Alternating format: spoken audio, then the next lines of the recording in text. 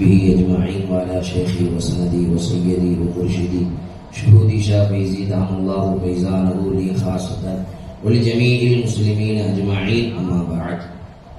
அல்லாஹ்வினுடைய மாபெரும் அருளால் அல்லாஹ் நம்மை எல்லாம் முஸ்லிம்களாக முஃமின்களாக படைத்து கண்மணி நாயகம் முஹம்மது ரசூலுல்லாஹி ஸல்லல்லாஹு அலைஹி வஸல்லம் அவர்களின் அருள் நிறைந்த உம்மத்திலே ஒருவராக நம்மையும் தேர்ந்தெடுத்து புனிதமான அல்லாஹ்வை பற்றி பேசக்கூடிய இந்த உயர்வான மஜ்லிஸில் நம்மை எல்லாம் ஒன்று சேர்ந்த அல்லாஹ்விற்கு எல்லா புகழும் அல்ஹம்துலில்லாஹ் அல்ஹம்துலில்லாஹ் அல்ஹம்துலில்லாஹ் அல்ஹம்துலில்லாஹ்.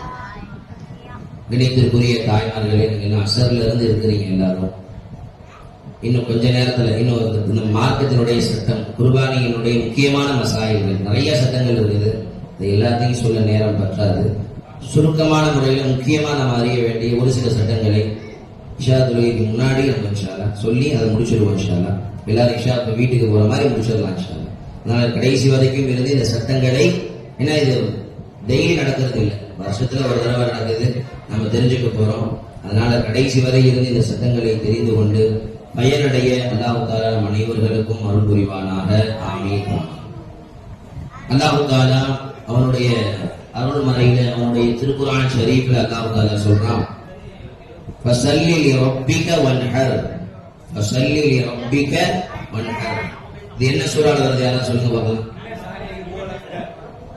நபி ஆதீஸ் சொல்றார். என்ன ஆதீனா சூறால அந்த ஆயத்து, உங்கள் ரப்புக்காக நீங்கள் தொழுகுங்கள், வன்ஹர் ஃபஸல்லி லிரப்பிக, உங்கள் ரப்புக்காக நீங்கள் தொழுகுங்கள், உங்கள் ரப்புக்காக நீங்கள் அறுத்து குர்பானி கொடுங்கள், உங்கள் ரப்புக்காக அறுத்து நீங்கள் குர்பானி கொடுங்கள் அல்லாஹ் தஆலா குர்ஆன்ல சொல்றான். இதை ஏன் அல்லாஹ் குர்ஆன்ல இப்படி சொல்றானா, ரசூலுல்லாஹி ஸல்லல்லாஹு அலைஹி வஸல்லம் இஸ்லாத்தை மக்களுக்கு சொல்வதற்கு முன்பே மக்கள் ஆடை பலி கொடுப்பாங்க, ஆடை குர்பானி கொடுப்பாங்க, மாட்டை குர்பானி கொடுப்பாங்க, ஒட்டகத்தை குர்பானி கொடுப்பாங்க. எதற்காக குர்பானி கொடுப்பாங்கன்னா அவங்க தெய்வத்துக்கு. இன்னைக்கும் அவங்க சாமிக்கு வேண்டிக்கிட்டேன்னு சொல்லி ஆடை பலி கொடுக்குறாங்களா இல்லையா? அந்த பழக்கம் மக்கத்து காபீர் வேண்ட இருந்துச்சு. அப்பதான் அல்லாஹ் சொன்னா, ஃபஸல்லி லிரப்பிக, உங்கள் ரப்புக்காக நீங்கள் குர்பானி கொடுங்கள், உங்கள் ரப்புக்காக தொழுகுங்கள், அந்த பலியிடுதலை உங்கள் ரப்புக்காக நீங்கள் செய்யுங்கள் அல்லாஹ் தஆலா குர்ஆன்ல சொல்றோம். இந்த உத்தரவின் அடிப்படையில், இந்த வசனத்தின் அடிப்படையில் வசதியுள்ள ஒவ்வொரு முஸ்லிமின் மீதும் குர்பானி கொடுப்பது கட்டாய கடமை. வயதுக்கு வந்த ஒவ்வொரு ஆண் பெண்ணின் மீதும் வசதி இருந்தால் ஜகாத்தினுடைய அளவு யார் மேல கடமைன்னு சொல்றேன், யார் மேல குர்பானி கடமைன்றது சொல்றேன். வசதியுள்ள ஒவ்வொரு ஆண் பெண்ணின் மீதும் வயதுக்கு வந்திருந்தால் அவர்கள் மீது கடமையாகிவிடும். ஒன்னு அவங்க முஸ்லீமா இருக்கணும், வயசுக்கு வந்திருக்கணும், வசதி இருக்கணும். இது மூணு இருந்தா அவங்க மேல கடமை. சில பேர் சில காரணங்களை சொல்லி நான் குர்பானி கொடுக்கலன்னு சொல்றாங்க. என்ன காரணம் சொல்றாங்க? இந்த வருஷம் தான் அது கல்யாணம் பண்ணி கொடுத்தோம் பொண்ணுக்கு, அப்படி சொல்லி ஏங்க குர்பானி கொடுக்கல, என் பொண்ணுக்கு இந்த வருஷம் தான் அது கல்யாணம் பண்ணி கொடுத்தோம் அதனால நாங்க குர்பானி கொடுக்கல. அல்லாஹ்வும் அப்படி சொல்லவில்லை, ரசூலும் அப்படி சொல்லவில்லை. வயதுக்கு வந்துட்டாங்களா, வயசுக்கு வந்துட்டாங்க, 14 வயசு தாண்டிட்டாங்க, 15 வயசுக்கு வந்துட்டாங்க, முஸ்லீமா இருக்கிறாங்க, வசதி இருக்கு, ஜகாத்துடைய அளவு பொருள் அவங்க கிட்ட, நிசாபுடைய அளவு அவங்கள்ட்ட பொருள் இருக்கு, கட்டாயமா கொடுத்துதான். ஹனபி மذஹபின் படி வாஜிப், கட்டாயம் கொடுக்கணும். எந்த அளவு பெருமானார் ஸல்லல்லாஹு அலைஹி வஸல்லம் இத கடுமையா கண்டிச்சிருக்கிறாங்கன்னா, மன் வஜத ஸஅதன், யார் பொருளாதாரத்தை பெற்றிருந்து ஃபலம் யுலஹி, குர்பானி கொடுக்கவில்லையோ, ஃபலா யக்ரபன முஸல்லானா, நாம தொழுகிற இடத்துக்கு கூட வர தேவையில்லை, தொழுகிற இடத்துக்கே அவனுக்கு அளவு இல்லைன்னு அவர் சொல்லு. இன்னும் முஸ்லீமே கிடையாதுன்ற மாதிரி இன்னும் பள்ளிவாசலே வந்துடாது. வசதி இருந்து நீ எப்படி கொடுக்காம இருந்த அப்படின்னு பெருமானார் கடுமையா எச்சரிக்கிறாங்க. வசதினா என்ன, எவ்வளவு இருந்தா இன்னைக்கு கடமை அப்படின்னா, வெள்ளியில 612 கிராம், வெள்ளியில 612 கிராம் ஒருத்தவங்க கிட்ட இருந்தா அவங்க மேல ஜகாத் கடமையாது. சட்டம் எல்லாரும் நல்லா கவனிச்சுக்கோங்க, பிள்ளைங்களும் நீங்களும் கவனிச்சுக்கோங்க, கேள்வி கேட்போம். வெள்ளியில 612 கிராம் இருந்தா அவங்க மேல என்ன கடமையானது? ஜகாத் கடமையானது. ஒரு கிராம் வெள்ளி இன்னைக்கு ரேட்டுக்கு 95 ரூபாய். ஒரு கிராம் வெள்ளி எவ்வளோ? 95 ரூபாய். 612 கிராம் இந்த 95 அப்படின்னா 58,140 ரூபாய் வருது. இன்னைக்கு ஒருத்தவர்கிட்ட 58,140 ரூபாய் இருந்துச்சுன்னா அவர் மேல குர்பானி கொடுக்கிறது கடமையாயிடும். ஜகாத்ன்றது ஒரு வருஷம் அந்த காசு அவர் கையில் இருக்கணும்.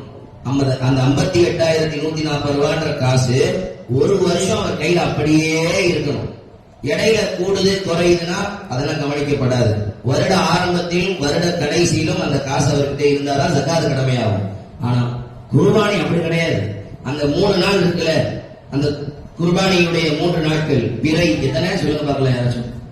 பக்ரீத் கொண்டாடுறோம்ல, பிறை 10, பிறை 11, பிறை 12. இந்த 3 நாட்களில் ஏதாச்சும் ஒரு நாள்ல அவன் கையில இந்த அமௌண்ட் வந்துருச்சுன்னா அவன் மேல கடமை. ஆனா ஜக்காத் அப்படி இல்லை, கையில வந்தோடனே கடமையாகாது. அந்த காசு கையில வந்து ஒரு வருஷம் பூர்த்தி ஆகும். அந்த காசு கையில வந்து ஒரு வருடம் பூர்த்தி ஆகும், அதுக்கப்புறம் தான் ஜக்காத் கடமையாகும். ஆனா குர்பானி அப்படி கிடையாது. இந்த 3 நாள்ல ஒரு நாள்ல அவன் கிட்ட எவ்வளவு காசு இன்னைக்கு கணக்குக்கு 58,140 ரூபாய். இன்னைக்கு டேட்டுக்கு போட்டு பார்த்து உங்கள்கிட்ட சொல்றேன். இன்னைக்கு வெள்ளி ரேட்டு 95 ரூபாய் ஒரு கிராம். அப்ப 612 கிராம் 58,140 ரூபாய் இருந்தா அவங்க மேல ஜக்காத் கடமை. சில பேர் சொல்றாங்க, இப்போ கணவர் இப்ப மனைவி வச்சிருக்கிறாங்க நிறைய தங்க நகைகள், 25 பவுன் தங்க நகை வச்சிருக்கிறாங்க. கணவர் கிட்ட அவ்வளவு காசு கையில இல்ல. அவர் மாசம் 10,000 ரூபாய் 20,000 ரூபாய் சம்பாதிக்கிறாரு. வீட்டு வாடகை, அந்த வாடகை, கரண்ட் பில்லு செலவாயிரு. இப்ப இவங்க குர்பானி கொடுக்கணுமா? குர்பானி கொடுக்கணுமானா கட்டாயம் கொடுக்கணும். அந்த கணவரின் மேல கடமை இல்லை, அந்த கணவரின் மீது கடமை இல்லை. ஆனால் அந்த மனைவி கொடுத்துதான் ஆகணும். என்ன இப்படி சொல்றீங்க? ஒரு கம்மலை வித்தாச்சும் கொடுத்துதான் ஆகணும். கம்மலை விற்கணுமா? ஒரு கம்மலையோ ஒரு தோடையோ ஒரு கொலுசையோ எதையோ வித்து கொடுத்துதான் ஆகணும். ஏன்னா 25 பவுன் தங்கம், 11 பவுன் தங்கம் இருந்தாலே ஜக்காத் கடமை. 25 பவுன்னா கட்டாய கடமை அந்த பெண் மீது. என்ன கட்டாயம் கொடுத்துதான் ஆகணும். கம்மல் எப்படி கொடுக்கிறது, அதை எப்படி விற்கிறது? மனசு வராது. அல்லாஹ் என்ன தெரியுமா பண்ணுவான்? அல்லாஹ்வுக்காக விற்கல, ஏதாச்சும் ஒரு நோயை கொடுத்து ஆஸ்பத்திரியில போய் கம்மல் மட்டும் இல்ல, தோடு, நெக்லஸ் எல்லாத்தையும் அடமானம் வச்சு வித்து 1 லட்சம் ரூபாய் செலவு பண்ண விட்டுருவாங்க. ஜக்காத்துடைய காசை, குர்பானியுடைய காசை ஒழுங்கா வெளிப்படுத்தவில்லை என்றால் அல்லாஹ் அந்த காசை வேற வழியில செலவு பண்ண விட்டுருவான். ஒழுங்கா அல்லாஹ்வுக்கு தர வேண்டியதை, ஏழைகளுக்கு கொண்டு போய் சேர்க்க வேண்டியதை நாம் சேர்க்காவிட்டால் அல்லாஹ் என்ன தெரியுமா பண்ணுவான்? அந்த காசை நிறைய, அதுல 3 மடங்கு டபுள் மடங்கு வைத்தியத்திலையும் ஆஸ்பத்திரியிலையும் ஆக்சிடென்ட் கொடுத்தோம், விபத்தை கொடுத்து அல்லாஹ் செலவு செய்ய விடுவோம். அதனால அல்லாஹ் அந்த விஷயத்துல உஷாரா இருக்கணும். இந்த காசு கையில இருந்துச்சா அல்லாஹ் கொடுப்பான், பரக்கத் செய்வான். அல்லாஹ் நிச்சயமா சத்தியமா நீங்க கொடுத்து பாருங்க. இதற்கு முந்தைய உள்ள உம்மத்துகள் எல்லாம் குர்பானி எப்படி தெரியுமா? ஆடு அறுப்பாங்க, ஆடு அறுத்து வைப்பாங்க. வானத்துல இருந்து ஒரு புகை வந்து அதை அப்படியே கலக்கிட்டு போயிடும், அவங்க சாப்பிட முடியாது. இன்னைக்கு அல்லாஹ் எப்படி உம்மத்தை முகமது ரசூலுல்லாஹ்வுடைய உம்மத்துக்கு அல்லாஹ் எந்த அளவுக்கு சிறப்பு கொடுத்துட்டான்? ஆடு அறுத்தாலும் சரி, மாடு அறுத்தாலும் சரி, ஒட்டகத்தை அறுத்தாலும் சரி, நாமளே சாப்பிடலாம். எவ்வளவு வேணா சாப்பிடலாம், கணக்கே இல்லாம நாம் சாப்பிடலாம். ஆனா இதுக்கு முன்னாடி உள்ள உம்மத்துக்கு அந்த சிறப்பு அல்லாஹ் தஆலா கொடுக்கல. நாம செலவு பண்ண போறோம், நாம தான் சாப்பிட போறோம், நம்மளுடைய உறவுகளுக்கு கொடுக்க போறோம், ஏழை முஸ்லிம்களுக்கு கொடுக்க போறோம், ஏழை மக்களுக்கு கொடுக்க போறோம். இதுல நம்ம கஞ்சத்தனம் செய்யவே கூடாது.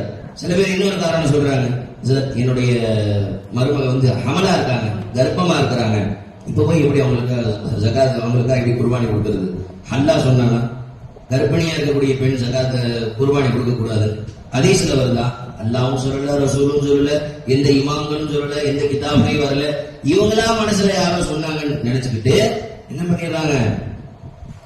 கர்ப்பிணியா இருக்கக்கூடிய பெண்களுக்கு குர்பானி கொடுக்க தேவையில்லை, இவங்களா முடிவு பண்ணிக்கிறாங்க. அப்படி எல்லாம் இல்லதான் சொன்னல, முஸ்லீமா இருக்கணும். நான் சொன்ன மாதிரி இந்த அமௌண்ட் கையில இருக்கணும். வயசுக்கு வந்துட்டாங்களா, முடிஞ்சு போச்சு. இது 3 இருந்தா என்னவா இருக்கட்டும், எப்படி வெளிநாட்டுல இருக்கட்டும், உள்ளூர்ல இருக்கட்டும், எங்கேயோ இருக்கட்டும், அவங்க மேல குர்பானி கொடுக்கிறது கட்டாய கடமையாகும். இன்னொன்னு, ஜக்காத்துல அசையா சொத்துகள் இருந்தால் ஜக்காத் கடமை இல்லை. ஒரு நிலம் இருக்குது, ஒரு பெரிய கிரவுண்ட் இருக்கு, அது 70,000 ரூபாய் மதிப்புள்ள கிரவுண்ட், ஜக்காத் கடமை இல்லை. அதனாலதான் என்ன பண்ணுவாங்க சில பேரு, ஜக்காத்து கடமை ஆயிட்டா நம்ம தங்கத்தை வித்து கொடுக்கணுமேனு நிலமா வாங்கி போட்டுருவாங்க. நிலமா வாங்கி போட்டுட்டா அதுல ஜக்காத்து கொடுக்க தேவையில்லை, ஜக்காத் அதுல கடமை இல்லை. ஆனால் குர்பானியில நிலமா இருந்தாலும் ஜக்காத்து கடமை.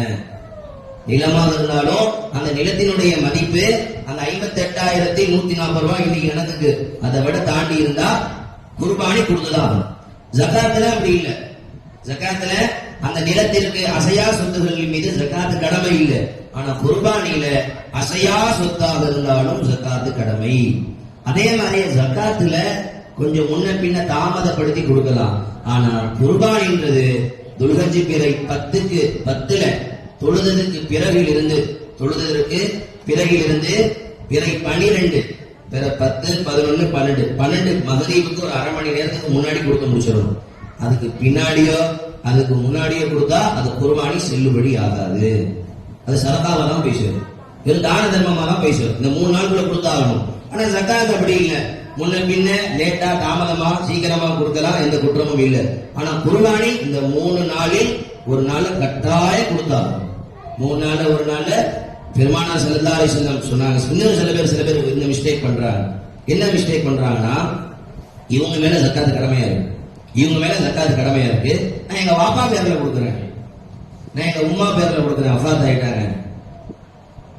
எப்ப அப்படி கொடுக்கலாம் அப்படின்னா, இவர் மேல கடமையா இருக்கு, இவர் பேர்ல ஒரு பங்கு கொடுத்துட்டு எக்ஸ்ட்ரா அமௌண்ட் இருக்கு. அப்ப என்ன பண்ணலாம், பாப்பா பேர்லயோ உம்மா பேர்லயோ வஃபாத் ஆயிட்டாங்க, கபருக்கு போயிட்டாங்க, இவங்க நானப்பா இவருடைய தாத்தா கபருக்கு போயிட்டாங்க, இவர் மேல உள்ள கடமை இருக்கு நிவர்த்தி செய்து விட்டு மேல மிச்சம் என்ன பண்ணலாம், இவர் அத்தா பேர்லயோ அம்மா பேர்லயோ மாமியார் பேர்லயோ யார் பேர்ல வேணா கொடுக்கலாம். இவர் மேல கடமை இருக்குது, இவர் கொடுக்காம நான் அத்தா பேர்ல கொடுக்குறேன்னா கடமை நிறைவேறாது. லுகர தொழுகாம 4 ரக்காத் லுகர தொழுகாம தொழுகையை விட்டு 10 ரக்காத் நபில் தொழுது என்ன பிரயோஜனம்? 4 ரக்காத் லுகர் ஃபர்து, 4 ரக்காத் லுகர் ஃபர்து. இந்த 4 ரக்காத் லுகர் ஃபர்ல தொழுகாம 10 ரக்காத் நபில் தொழுதா கடமை நிறைவேறிடுமா? சொல்லுங்க யாராச்சும். ஒருத்தர் 4 ரக்காத் லுகர் தொழுகணும், அவன் தொழுகாம 10 ரக்காத் நபிலா தொழுகிறான், மேல் மிச்சமான தொழுகையா தொழுகிறான், அவன் மேல உள்ள கடமை நீக்குமா? ஒரு காலம் எதனா தொழுகணும், அந்த 4 ரக்காத் லுகர் தான் தொழுகணும். இவன் மேல கடமையா இவன் கொடுக்கணும். மேல் மிச்சமா காசு இருக்கா, ரசூல்லா பேர்ல கொடுங்க. ரசூல்லா நம்ம பேர்ல கொடுத்திருக்காங்க.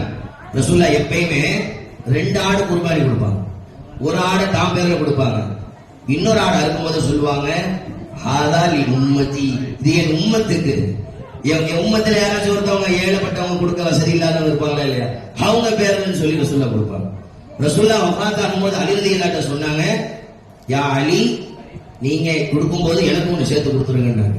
அலி ரலியல்லாஹு கொடுக்கும் காலம் எல்லாம் ரசூல்லா பேர்ல ஒண்ணு கொடுப்பாங்க. இதுல இருந்து வஃபாத் ஆனவங்களுக்கு கொடுக்கலான்றது ஜாயிஸ், வஃபாத் ஆனவங்களுக்கு கொடுக்கலாம்.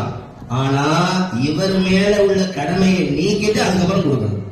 இவர் மேல உள்ள கடமையை நீக்கிட்டு எக்ஸ்ட்ரா அமௌண்ட் இருந்தா அத்தா பேர்ல எங்களுடைய ஷேக்னா எங்களுடைய உஸ்தாத் அவங்க எப்பயுமே என்ன பண்ணுவாங்க, இப்ப கடந்த 3-4 வருஷமா பண்றாங்க, என்ன பண்ணுவாங்க, அவங்க பேர்ல ஒரு குர்பானி கொடுத்துருவாங்க. கொடுத்துட்டு ரசூலுல்லாஹ் பேர்ல ஒரு பங்கு, முஹீதீன் அப்துல் காதர் ஜீலானி ரலியல்லாஹு அவங்க பேர்ல ஒரு பங்கு, ஹாஜா அலிமீர் நாயகம் அவங்க பேர்ல ஒரு பங்கு, அவங்க உஸ்தாதுடைய ஷம்சுல் ஆரிஃபின் சர்கார் ஃபைஜி ஷானூரி ரலியல்லாஹு அவங்க பேர்ல ஒரு பங்கு, தான் பேர்ல ஒரு பங்கு, 5 பங்கா இப்படி கொடுத்துருவாங்க. தான் பேர்ல கொடுத்துட்டு தான் மேலே உள்ள கடமையை நீக்கிய பிறகு யார் பேர் வரலன்னா கொடுக்கலாம், தப்பு இல்லை. ஏன்னா அவங்கனாலதான் நம்ம இன்னைக்கு முஸ்லீமா இருக்கிறோம். ரசூலுல்லாஹ் இல்லைன்னா நம்ம இன்னைக்கு முஸ்லீமா இருக்க முடியுமா?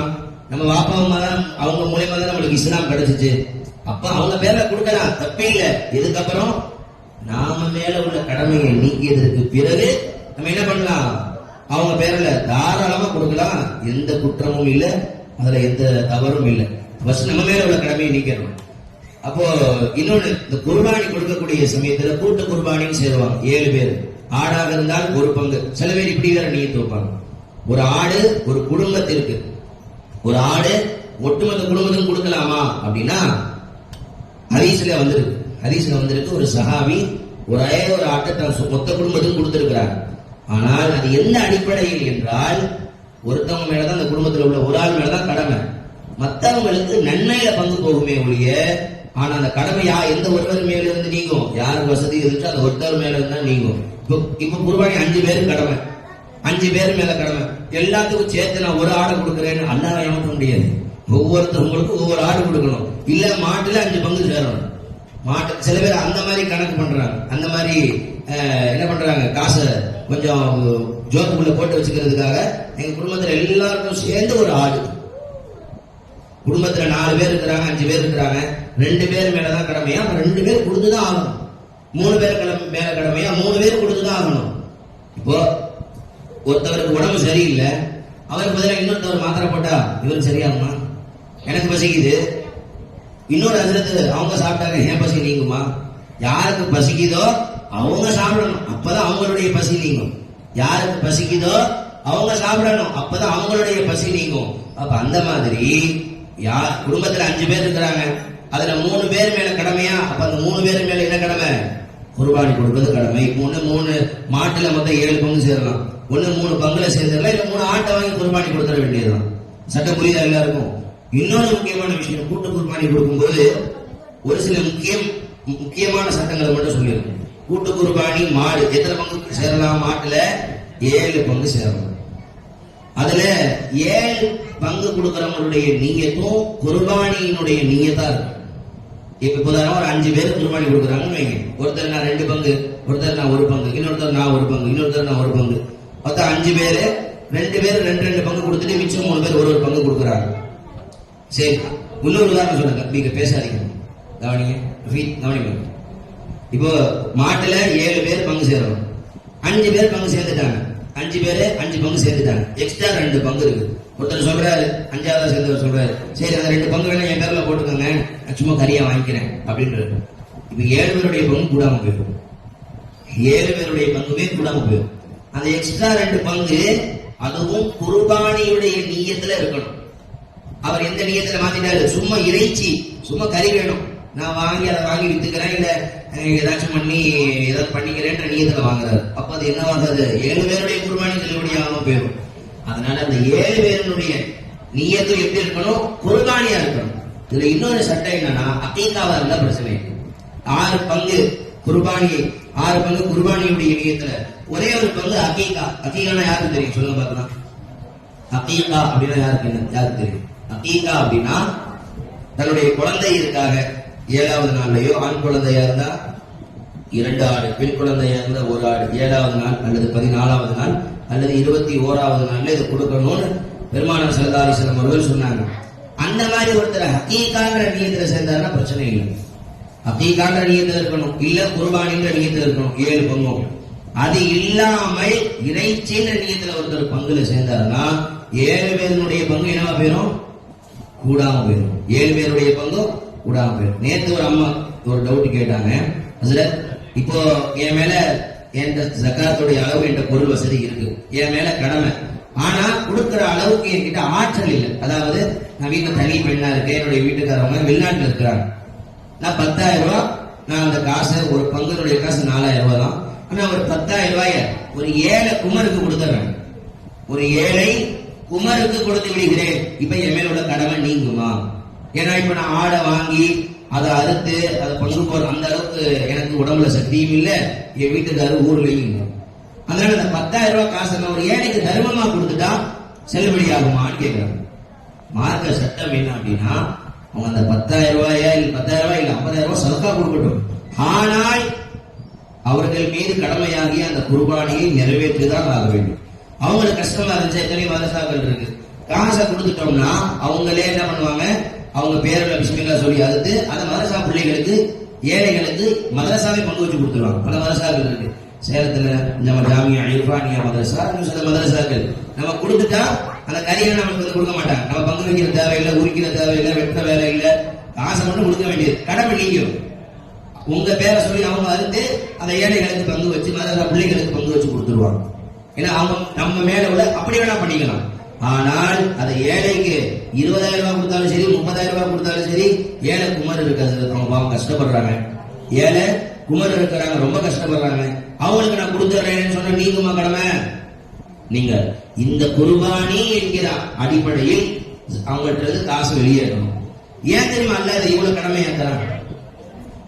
பெருமானார் ஸல்லல்லாஹு அலைஹி வஸல்லம் கிட்ட சஹாபாக்கள் கேட்டாங்க, மா ஹாதிஹில் அலாஹி யா ரசூலுல்லாஹ், இந்த குர்பானினா எதுக்கு யா ரசூலுல்லாஹ், எதுக்காக ஆடை கொடுக்கணும், ஒட்டகத்தை கொடுக்கணும்னு சொல்றீங்க, எதனால என்று பெருமானார் ஸல்லல்லாஹு அலைஹி வஸல்லம் அவர்களிடத்துல சஹாபாக்கள் கேட்டார்கள். பெருமானார் ஸல்லல்லாஹு அலைஹி வஸல்லம் சொன்ன பதில் என்ன தெரியுமா? ரஸாத் சொன்ன பதில் என்ன தெரியுமா? என்ன பதில் தெரியுமா? பெருமானார் சொன்னாங்க, என்ன பதில் சொன்னார்கள்? கண்மணி நாயகம் ஸல்லல்லாஹு அலைஹி வஸல்லம் சொன்னாங்க, சுன்னத்து அபீக்கும் இப்ராஹிம் அலைஹிஸ்ஸலாத்து வஸ்ஸலாம், உங்கள் தந்தை இப்ராஹிம் அலைஹிஸ்ஸலாத்து வஸ்ஸலாம் அவர்களுடைய வழிமுறை. இப்ராஹிம் அலைஹிஸ்ஸலாம் என்ன பண்ண வரலாறு எல்லாருக்கும் தெரியும், அதை நான் சொல்ல விரும்பல.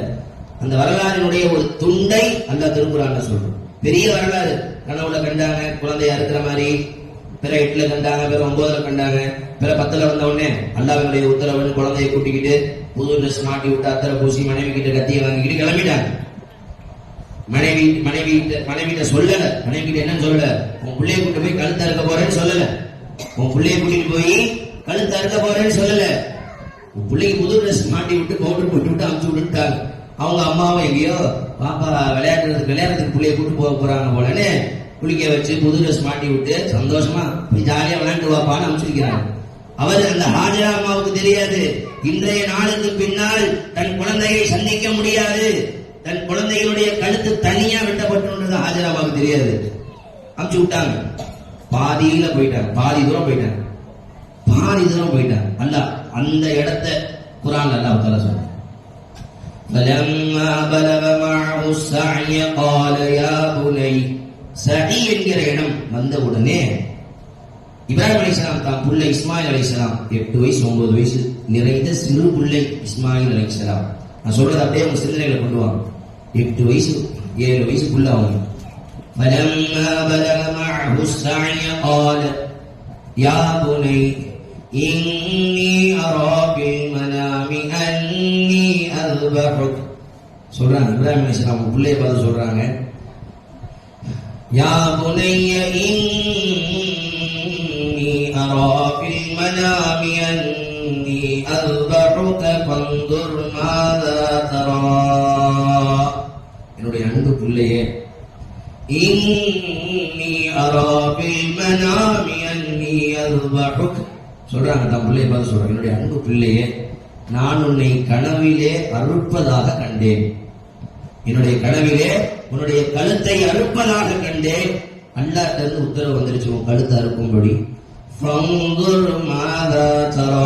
உன் கருத்து என்னமா, நீ என்ன சொல்ற அப்படின்னு கேட்கிறாங்க. எங்க சர்ச்சா காமெடியா சொல்லுவாங்க, இன்றைய காலத்துல ஒரு வாப்பா தன் பிள்ளைய கூட்டிட்டு போய் இப்படி கேட்டா இந்த காலத்துக்குள்ள என்ன சொல்லுவோம்?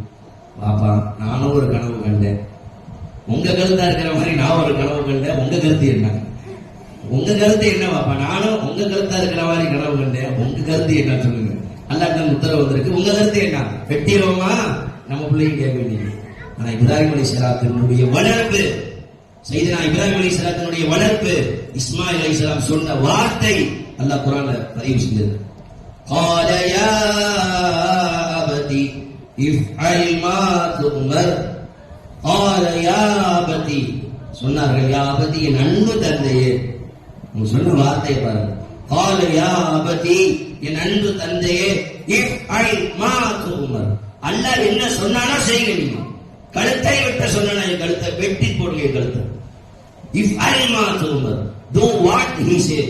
அல்லாஹ் என்ன சொன்னானோ என் கழுத்தை வெட்ட சொன்னானோ. என் ரப்பு 7 வயசுக்குள்ள பேசுற பேச்சு பாருங்க. அவங்க சொல்லல, பாப்பாவினுடைய வளர்ப்பு. இப்ராஹிம் அலைஹிஸ்ஸலாமுடைய ஈமான் அங்க தெரியுது. அவங்க அப்படி வளர்த்திருக்காங்க இப்ராஹிம் அலைஹிஸ்ஸலாம் அவங்க பிள்ளைய. நம்ம பிள்ளைங்களுக்கு இன்னைக்கு காசு தான் பெருசு, படிப்பு தான் பெருசு, அதுதான் இதுதான் காட்டி வளர்க்குறோம். நம்ம பிள்ளைங்க நம்ம கிட்டே எதிர்த்து நிக்குது. அவங்க சொன்ன வார்த்தை அனிமா குமார், பாப்பா அல்லாஹ் என்ன சொன்னாலும் செய்யுங்க பாப்பா. சத்தஜிதுனி இன்ஷாஅல்லாஹு மின சாபிரின். என்னை நீங்கள் பொறுமையாளர்களில் ஒருவராக பெற்றுக் கொள்வீர்கள். ரஃபீக், என்னை நீங்கள் பொறுமையாளர்களில் ஒருவராக பெற்றுக் கொள்வீர்கள். இஃப் ஐ மா துமர், இஃப் ஐ மா துமர். அல்லாஹ் என்ன சொன்னாலும் செய்யுங்க, என் கழுத்தை வெட்டி போடுங்க. அதுக்கப்புறம் அவங்க ஐடியா கத்து கொடுத்தாங்க. அந்த ஆயத்துடைய தஃசீர்ல எழுதுறாங்க, பாப்பா என்னை வந்து அறுக்கும் போது என் கைய என் கண்ணெல்லாம் கட்டிக்கோங்க. என்னுடைய கண்ணை கட்டிக்கோங்க, என் முகத்தை கட்டிக்கோங்க, என் கையையும் கட்டிக்கோங்க. ஏன் தெரியுமா? என் முகத்தை பார்த்தா உங்களுக்கு வெட்டுறதுக்கு மனசு வராது. என் முகத்தை பார்த்தா எந்த பிள்ளை தன் கழுத்தை அறுப்பதற்கு தந்தை கற்றுக் கொடுக்கும். சொல்றான், பாப்பா என் முகத்தை நீங்க பாத்தீங்கன்னா உங்களுக்கு வெட்ட மனசு வராது. அதனால என் கண்ணையும் மறைச்சுக்கோங்க, என்னை குப்பராக படுக்க வச்சுக்கோங்க, கையை நல்லா கட்டி போட்டுக்கோங்க. ஏன்னா நான் துடிச்சேன் அப்படின்னா அண்ணாவனுடைய உத்தரவுக்கு கட்டுப்படாம நீங்க நிர்பந்தமா அறுத்த மாதிரி ஆயிரும். அதனால கட்டி போட்டுருங்க. அங்கிட்ட அசைய முடியாத மாதிரி கையெல்லாம் கட்டி போட்டு என் கண்ணை கட்டி என்னைய திருப்பி போட்டு அறுத்துருங்க. கொஞ்ச நேரம் கழிச்சு சொன்னாங்க, இல்ல பாப்பா கையெல்லாம் கட்ட வேணாம், கையெல்லாம் கட்ட வேணாம், நான் இப்படி நிக்கிறேன், என் கழுத்தை வெட்டுங்க. நான் இப்படி நிக்கிறேன், என் கழுத்தை வெட்டுங்க. ஏன்பா அப்பா அப்படி சொன்ன இப்படி சொல்றேன்? இல்ல பாப்பா கையை கட்டுனா நான் ஏதோ ஓடி போற மாதிரி நீங்க என்னை பிடிச்சி கையை கட்டி போட்டு அறுத்த மாதிரி ஆயிரும். என் ரப்புடைய உத்தரவை நான் தலை குனிந்து ஏற்றுக்கொள்கிறேன். என் ரப்புடைய உத்தரவை நான் தலை குனிந்து ஏற்றுக்கொள்கிறேன். நான் இப்படி நிக்கிறேன், கழுத்தை நீங்க வெட்டி போடுங்க. அந்த இடத்துக்கு போயிட்டாங்க இப்ராஹிம் அலைஹிஸ்ஸலாம். கழுத்தை வச்சு வைக்கிறாங்க, எல்லாரும் நல்லா தெரியும். வெட்டுறாங்க வெட்ட மாட்டாங்க. அல்லாஹ் அதையும் சொல்றான் அந்த ஆயத்தினுடைய தொடர்ச்சியில். قال يا أبت افعل ما تؤمر ستجدني إن شاء الله من الصابرين فلما أسلما وتله للجبين. ரெண்டு பேரும் அல்லாஹ் முன்னாடி சரண்டர் ஆயிட்டாங்க. போய் அந்த பாறையில கழுத்தை வச்சு புள்ளைய படுக்க போட்டுட்டாங்க. அப்படியே சொல்றது அல்லாஹ் குர்ஆன்ல சொல்றான், கண்ணு முன்னாடி கொண்டு பாருங்க. وَنَادَيْنَاهُ أَيْ يَا إِبْرَاهِيمُ. அறுக்க போறாங்க, கத்தியை வச்சு அறுக்குறாங்க, அறுக்க மாட்டேங்குது. கத்தி அறுக்க மாட்டேங்குது. திரும்ப சாணத்தை பிடிச்சு நல்லா சூடு பிடிச்சு நல்லா தீட்டி அறுக்குறாங்க, அறுக்க மாட்டேங்குது. மூணாவது வாட்டி திரும்ப சாணம் பிடிச்சு அறுக்குறாங்க, அறுக்க மாட்டேங்குது. கோபத்துல பாறை மேல தூக்கி போட்டா பாறை ரெண்டு துண்டாகுது. கத்தியை பார்த்து கேட்கிறாங்க, என்ன கத்திய, எவ்வளவு பலமா இருக்கிற பாறை ரெண்டு துண்டா போகுது. என் பிள்ளைங்களுடைய தோல் ரொம்ப லேசானது, அதை விட்ட மாட்டியா நீ? அந்த கத்தி பேசிச்சா, யா ஹலீல், அல்லாஹ்வுடைய ஹலீல் நீங்க, தோழன் நீங்க 3 வாட்டி என்னை அறுக்கும்படி சொன்னீங்க. ஆனால் ரப்புல் ஜலீல் என்னை 70 வாட்டி அறுக்கக்கூடாதுன்னு சொல்லி இருக்கிறான். நான் ஜலீலாகி அல்லாஹ் பேச்சை கேட்கிறதா, ஹலீலாகி உங்க பேச்சை கேட்கிறதா? நான் அல்லாஹ்வுடைய பேச்சை தான் கேட்கணும்னு சொல்லிட்டு அந்த கத்தி அறுக்க மாட்டேங்குது. அதான் அல்லாஹ் குர்ஆன்ல சொல்றான், وَتَلَّهُ لِلْجَبِينِ وَنَادَيْنَاهُ أَيْ يَا إِبْرَاهِيمُ. இப்ராஹீமே அப்படின்னு நம்ம கூப்பிட்டோம். பிள்ளை அறுக்க போயிட்டாங்க, நம்ம கூப்பிட்டோம் இப்ராஹீமே. ஜஸ்ட் வெயிட் எ மினிட், அறுக்காதீங்க. கது சத்தம் ருயா, சோதனையில் ஜெயித்து விட்டீர்கள், நான் வைத்த பரீட்சையில் வெற்றி பெற்று விட்டீர்கள். இது அல்லாஹ் கடமையாக்கினான். இது நமக்கு ஒரு பரீட்சையும் கூட. காசா பணமா அல்லாஹ். இப்ராஹிம் அலைஹிஸ்ஸலாம் பிள்ளையா அல்லாஹ்வான் அந்த பிள்ளைய அறுக்க முன்னாடி வந்துட்டாங்க. இப்ப அல்லாஹ் அவங்களை வைக்கக்கூடிய பரீட்சை, டெஸ்ட், எக்ஸாம், காசா பணமா அல்லாஹ்வா? ஒரு சைடு பணம், ஒரு சைடு அல்லாஹ். எதை நீங்க சூஸ் பண்றீங்க? அல்லாஹ்வை சூஸ் பண்ண போறீங்களா, காசை சூஸ் பண்ண போறீங்க? காசை சூஸ் பண்ணவங்க அந்த காசை சூஸ் பண்ணி அதிலேயே உழன்று பிழன்று நரகத்திற்கு போய் சேருவார்கள். யார் இந்த பணத்தை தூக்கி வீசுறது? இந்த பணம் என்னங்க பணம்? இன்னைக்கு போகும், நாளைக்கு தான் செல்வம். ஏன் தெரியுமா பணத்துக்கு செல்வம்னு சொல்றாங்க? அது செல்லக்கூடியது, ஒரு பாணி, அது அழியக்கூடியது பணம். இன்னைக்கு இருக்கும், நாளைக்கு போயிடும். எவன் எப்ப துருட்டிட்டு போவான்னு தெரியாது. அந்த பணம் செல்லக்கூடியது, அதனாலதான் அதுக்கு பெயரே செல்வம், செல்லக்கூடியது. அதனாலதான் அதுக்கு பேர் செல்வம்னே வச்சாங்க. அந்த பணம் பெருசா, அந்த பணத்தை படைத்து உன் தேவையை உன் கூட இருந்து கூட்டு செய்ய அல்லாஹ் பெருசா அப்படின்னு அல்லாஹ் வைக்கிற பரீட்சை உங்களுக்கு. யார் அல்லாஹ் பெருசுன்றாங்களோ அதை முற்படுத்துவாங்க. யாரு அல்லாஹ்வை முற்படுத்துகிறார்களோ, அல்லாஹ்வை நேசிக்கிறார்களோ, அவர்கள் அதை விரும்புவார்கள், அதை தேர்வு செய்வார்கள், வாழ்க்கையில் வெற்றி பெறுவார்கள். அல்லாஹ் சொல்றான், அது சத்தகத ருயா, இப்ராஹிமே நீங்க வச்ச கனவுல பாஸ் ஆயிட்டீங்க, நீங்க கனவை உண்மைப்படுத்திட்டீங்க.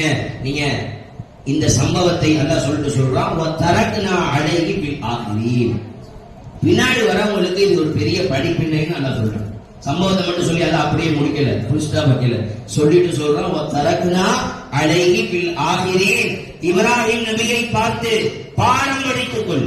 நமக்கு சொல்றான் அல்லாஹ், அவங்க வரலாறு அல்ல, அது நமக்கு நம் வாழ்க்கையின் பாடம். அது ஒரு பிள்ளையை எப்படி வளர்க்கணும், ஒரு பிள்ளைகிட்ட எப்படி பேசணும். டே வாடா சைத்தானே கூப்பிடல, யா புனைய என் அன்பு பிள்ளையே கூப்பிடுறாங்க. பிள்ளைய இன்னைக்கு எத்தனை வாப்பா தான் பிள்ளைய அன்பு பிள்ளையே கூப்பிடுறாங்க? சைத்தானுங்க வா, டே வாடா முடிச்ச மாதிரி முள்ள மாதிரி முடிச்ச வைக்க, வாடா சைத்தான், வாடா பைத்தியம், வாடா முட்டாள், அப்படிதான் திட்டுறாங்க. வாப்பா பிள்ளையே நீங்க அப்படிதான் கூப்பிடுறாங்க. அதனால அவனும் அப்படியே முட்டாளா பைத்தியமா முள்ள மாதிரி ஆயிரம், ரவுடி பையில வாடா ரவுடி அப்படி கூப்பிடுறாங்க, அவனும் அதே மாதிரி ஆயிரம். இப்ராஹிம் அலைஹிஸ்ஸலாம் அந்த பிள்ளையை எப்படி கூப்பிட்டாங்க நல்லா குர்ஆன்ல சொல்றாங்க, யா புனைய என் அன்பு பிள்ளைய. அதனாலதான் வாப்பா அந்த பிள்ளை என்ன சொல்லுச்சு, வாப்பாவை அத்தான்னு சொல்லல, யா அபி, அபுன்னா தந்தை, யா அபின்னு சொல்லல இஸ்மாயில் அலைஹிஸ்ஸலாம், யா அபதி என் அன்பு தந்தையே அப்படி சொன்னாங்க. அல்ல ரெண்டையுமே குர்ஆன்ல சொல்றோம். வாப்பா பிள்ளைகிட்ட எப்படி நடந்துக்கணும், புள்ள வாப்பாட்ட எப்படி நடந்துக்கணும், அல்லாஹ்வுடைய உத்தரவுக்கு முன்னால தந்தை எப்படி தலை சாய்க்கணும், பிள்ளை எப்படி தலை சாய்க்கணும், பல விஷயங்கள், பல பாடங்கள் அல்லாஹ் அந்த வரலாறுல சொல்றான். நேரம் சுருக்கமா இருக்கிறதுனால நான் முடிச்சுக்கிறேன். சொல்ல வந்த செய்தி இதை எங்க இந்த செய்தி ஆரம்பிச்சிச்சு, சஹாபாக்கள் கேட்டாங்க, ஏன் கொடுக்கணும், ரசூலுல்லாஹ் சொல்லிட்டாங்க. சரி, உங்க வாப்பா இப்ராஹிம் அலைஹிஸ்ஸலாத்தினுடைய சுன்னத்துன்னு சொல்லிட்டாங்க. இதுக்கப்புறம் சஹாபாக்கள் அடுத்த ஒரு கொஸ்டின் கேட்கிறாங்க. சரி, ஃபமாலனா யா ரசூலல்லாஹ், சரி இப்ராஹிம் அலைஹிஸ்ஸலாம் கொடுத்தாங்க, நம்மளுக்கு என்ன அதனால நம்மளுக்கு என்ன பாயிதா அப்படின்னு ரசூலுல்லாஹ் சொன்னாங்க, பிகுல்லி ஷக்ரத்தின் ஹஸனா, அந்த ஆட்டினுடைய ஒவ்வொரு ரோமங்களுக்கும் ஒவ்வொரு முடிகளுக்கும் நன்மை. உடனே சஹாபாக்கள் கேட்டாங்க, சரி யா ரசூலல்லாஹ், செம்மறியாடா இருந்தா ஓரளவு முடி அதிகமா இருக்கும், ஒவ்வொரு முடிக்கும் அல்லாஹ் ஒரு லட்சம் முடி இருக்குன்னு, லட்சம் நன்மை எல்லாம் தரான். கம்பளி ஆடா இருந்தா அது கம்பளி ஆடாத நிறைய முடி இருக்குமே, அப்ப எல்லாம் நிறைய முடி கொடுப்பானா? சொன்னாங்க கம்பளி ஆடாத இருந்தாலும் கருதளவு என்று நிறைய முடி இருந்தாலும் அல்ல அதுக்கு என்ன செய்யலாம், அதிகமான ஒவ்வொரு முடிக்கும் ஒரு நன்மை தான். எங்க உஸ்தாத் எங்களுடைய ஜெயலலிதா சொன்னாங்க, இந்த வருஷம் அவங்க சொல்லும்போதே பெருமைக்காக நான் சொல்லலாமா, உங்களுக்கு ஒரு பாடத்துக்காக சொல்றேன்னு சொன்னாங்க. 15,000 ரூபாய்க்கு ஒரு ஆடு வாங்கினேன். அந்த ஆட்டை பார்த்தா முடி கம்மியா இருந்துச்சு. என் ரசூலுல்லாஹ் சொல்லிட்டாங்க, முடி அதிகமா இருந்தா நன்மை அதிகமா கிடைக்கும். 18,000 ரூபாய்க்கு இன்னொரு ஆட்டை பார்த்தா நிறைய முடி கருகருன்னு இருந்துச்சு. உடனே 3,000 ரூபாய், என்ன 3,000? அல்லாஹ் எவ்வளவு நன்மைகளை தருகிறான், எவ்வளவு நன்மை தர, அல்லாஹ்வுடைய திருப்தி சந்தோஷம் தான் எனக்கு பெருசுன்னு நான் 15,000 ரூபாய் ஆடை வேணும்னு சொல்லிட்டு 18,000 ரூபாய்க்கு ஆடை வாங்கிட்டேமான்னு சொன்னாங்க. இது என்னுடைய விஷயம் சொன்னாங்க. நண்பர்களே, சொல்ல வேண்டிய சுருக்கமான செய்தி, நீ குர்பானி கொடுத்து பாருங்க, உங்க உறவுகளுக்கு கொடுத்து பாருங்க. அன்றைய நாள் மகிழ்ச்சிக்காக உள்ள நாள். உலகத்தில் உள்ள எல்லா மக்களும் சாப்பிடணும்னு சொல்லிதான் அல்ல அந்த நாள்ல நோன்பு வைக்கிறது கூட ஹராம் ஆகிட்டான். நோன்பு வைக்கிறது கூட அல்ல ஹராம் ஆகிட்டாங்க. ஏன்? எல்லாருமே சாப்பிடணும் நினைக்க நல்லா. பிற 10, பிற 11, பிற 12 நோன்பு வைக்கிறது ஹராம். எந்த நோம்பையும் நீங்க வைக்க கூடாது. நீ சாப்பிடணும், நல்லா சாப்பிடு, கறி சாப்பிடு நல்லா அப்படின்னு நம்ம நல்லா சாப்பிடணும்னு நோன்பு வைப்பதை கூட அவனுக்கு பிடித்தமான செயலை கூட அல்லாஹ் வேணான்னு சொல்லிட்டாங்க. ஹதீஸ்ல வருது, அந்த குர்பானியுடைய நாளில் அல்லாஹ்வுக்கு குர்பானி கொடுக்கக்கூடிய அந்த அமலை விட வேற எந்த அமலும் ரொம்ப சிறப்பு கிடையாது. நீங்க ஆடு அறுக்கும் பொழுது இப்ராஹிம் அலைஹிஸ்ஸலாம் எப்படி தன் பிள்ளையை அறுப்பதற்காக நின்றார்களோ அதே சிந்தனையோட நிக்கணும்.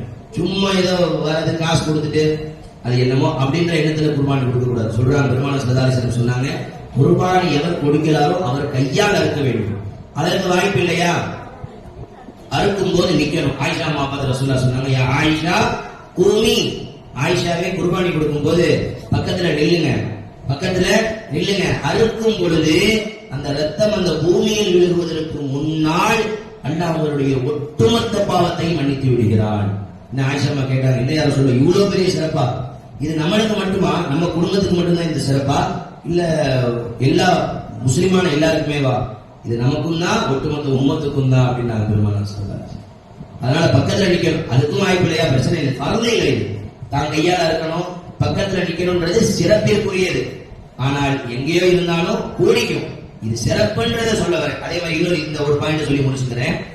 குர்பானி கொடுக்கும் பொழுது கிப்லா, அந்த பிராணிய கிப்லாவை முன்னோக்கி கத்தியை நல்லா தீட்டி அதெல்லாம் பண்ணுவாங்க. பண்ணிட்டு அறுப்பவர் முஸ்லிமானவரா இருக்கணும். அறுக்கும் பொழுது இந்த பிராணியினுடைய 4 நரம்புகள் அறுப்பட வேண்டும். 4 நரம்பு. ஒன்னு உணவு குழாயுடைய நரம்பு, இன்னொன்னு மூச்சு குழாயினுடைய நரம்பு, இன்னொன்னு இரு ரத்த நாளங்களினுடைய நரம்பு. 4 நரம்பு. இந்த 4 நரம்பும் அறுபடணும், கட்டாயம் அறுபடணும். அறுக்கும்போது 4 நரம்பு அறுபடணும். இந்த 4ல 3 அறுபட்டுருச்சு, 1 அறுபடலை, எல்லாம் ஏத்துக்குவோம். 4ல 3 நரம்பு அறுபட்டுருச்சு, 1 நரம்பு அறுபடலைன்னா கூட எல்லாம் ஏத்துக்குவோம். 2 நரம்பு அறுபட்டு 2 நரம்பு அறுபடலைன்னு வைங்க, அந்த குர்பானி செல்லாதுங்கிறாங்க இமாம். எதனால அப்படின்னா அந்த பிராணியை வேதனைப்படுத்துற மாதிரி. சில பேர் என்ன பண்ணுவாங்க, ஒரு பிராணிகளை உயிரோட இருக்கும்போதே தோலை உரிப்பாங்க. உயிரோட இருக்கும்போதே தோலை உரிச்சு அந்த பிராணியை கஷ்டப்படுத்துவாங்க. பெருமானார் ஸல்லல்லாஹு அலைஹி வஸல்லம் சொல்றாங்க, குர்பானி கொடுக்கக்கூடிய பிராணியை கஷ்டப்படுத்தக்கூடாது. அதுக்கு வெயிட்டு தூக்க விடுறது, அதை ஓட விடுறது, அது மேலே ஏறி சவாரி செய்யறது, மாடோ ஆடோ ஒட்டகமோ அது மேலே ஏறி சவாரி செய்யறது, அதை வெயிட்டு தூக்க விடுறது, இப்படிலாம் பண்ணா அதுக்கு பரிகாரம் செய்யணுமா, மக்ரூஹ்னு எழுதுறாங்க கிதாபுல. அதனால 4 நரம்பு அறுபடணும். அதனால அறுக்க தெரிந்தவர்கள் அறுக்கணும்ன்றாங்க. சும்மா லேசா கிழிச்சு விட்டாங்க, அது துடிக்கும் வழியில. 4 நரம்பை அறுத்துட்டோன்னு வைங்களேன், அதை டோட்டலா அவுட் ஆயிடும், டோட்டலா வஃபாத் ஆயிரும். வலி அதுக்கு தெரியாது. நம்ம 2 நரம்பு அறுத்து 2 நரம்பை விட்டுட்டோம், வழியில துடிக்கும், அது கஷ்டப்படும். மார்க்கம் அதை கஷ்டப்படுத்த சொல்லல. வாயில்லாத ஜீவனாக இருந்தாலும் அதுவும் ஹல்குல்லா, அல்லாஹ்வினுடைய படைப்பு, அல்லாஹ்வினுடைய குடும்பத்துல உள்ளதுதான் அந்த மாடோ ஆடோ ஓட்டணும். அதனால அதை எப்படி முறைப்படி அறுக்க வேண்டுமோ முறைப்படி அறுக்க வேண்டும். அறுப்பதற்கு முன்னால் அந்த பிராணி வஃபாத் ஆயிருச்சு, அந்த பிராணியை கொடுக்கிறதுக்கு மார்க்கத்தில் அனுமதி. வேற ஏதோ சட்டங்கள் இருந்தால் நீங்கள் என்னிடம் கேட்கலாம் இன்ஷா அல்லாஹ், அல்லது ஆலிமா இருக்கிறாங்க அவங்கள்ட்ட கேட்டாலும் அவங்க சொல்லுவாங்க, இல்ல நம்ம மூலியமா இன்ஷா அல்லாஹ் சொல்லுவாங்க. யாருக்கு இது சம்பந்தமாக எந்த சந்தேகங்கள் இருந்தாலும் கேளுங்க இன்ஷா அல்லாஹ். அல்லாஹ் தஆலா இந்த வருடத்தினுடைய இந்த குர்பானியை அல்லாஹ் நம் அனைவர்களுக்கும் ஏற்றுக்கொள்ளப்பட்ட குர்பானியாக, அனைவரும் கொடுக்கும் அளவிற்கு வசதி உள்ளவர்களாக அல்லாஹ் தஆலா நம் அனைவர்களுக்கும் ஆக்கி அருள் புரிவானாக. இப்ராஹிம் அலைஹிஸ்ஸலாம் எப்படி அவர்களுடைய பிள்ளை இஸ்மாயில் அலைஹிஸ்ஸலாம் அவர்களை வளர்த்து தேர்த்தினார்களோ, அதே போல் நமது பிள்ளைகள் ஒவ்வொரு பிள்ளைகளையும் அல்லாஹ் இஸ்மாயில்களாக, பெற்றோர்களையும் அல்லாஹ் ஒவ்வொரு இப்ராஹிமாக அல்லாஹ் தஆலா ஆக்கி அருள் புரிவானாக. வ ஆகிரு தஅவானா அல்ஹம்துலில்லாஹி ரப்பில் ஆலமீன்.